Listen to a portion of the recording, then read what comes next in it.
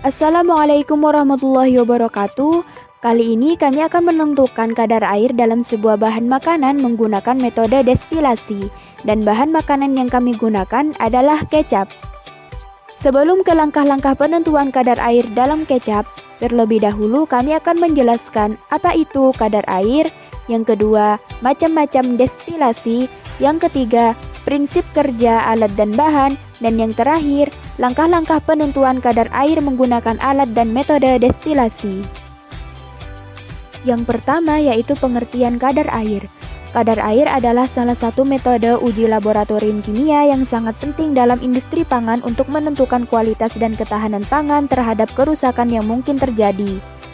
Kandungan air dalam bahan makanan mempengaruhi daya tahan bahan makanan terhadap serangan mikroba. Yang kedua yaitu macam-macam destilasi. Yang pertama ada destilasi air. Pada metode ini, bahan yang akan disuling kontak langsung dengan air mendidih. Bahan tersebut mengapung di atas air atau terendam secara sempurna tergantung dari bobot jenis dan jumlah bahan yang akan disuling. Selanjutnya ada destilasi uap.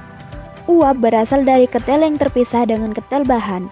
Uap yang digunakan adalah uap jenuh atau uap yang sangat panas pada tekanan lebih dari 1 atmosfer.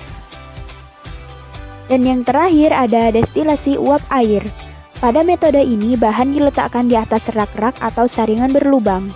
Ketel suling diisi dengan air sampai permukaan air berada tidak jauh di bawah saringan. Yang ketiga yaitu prinsip kerja alat dan bahan.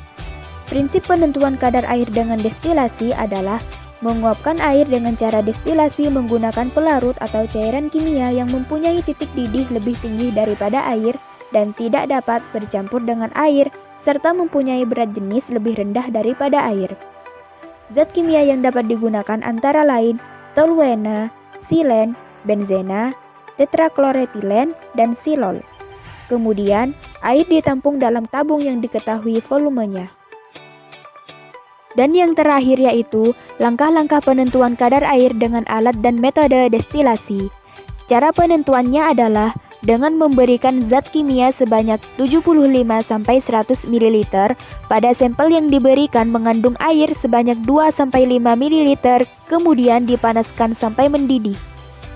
Uap air dan zat kimia tersebut diembunkan dan ditampung dalam tabung penampung. Karena berat jenis air lebih besar daripada zat kimia tersebut, maka air akan berada di bagian bawah pada tabung penampung. Bila pada tabung penampung dilengkapi skala, maka banyaknya air dapat diketahui. Cara destilasi ini lebih baik untuk menentukan kadar air dalam zat yang kandungan airnya kecil dan sulit ditentukan dengan cara gravimetri.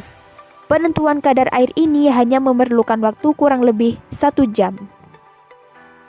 Itulah tadi penentuan kadar air menggunakan metode destilasi pada sampel bahan makanan yaitu kecap.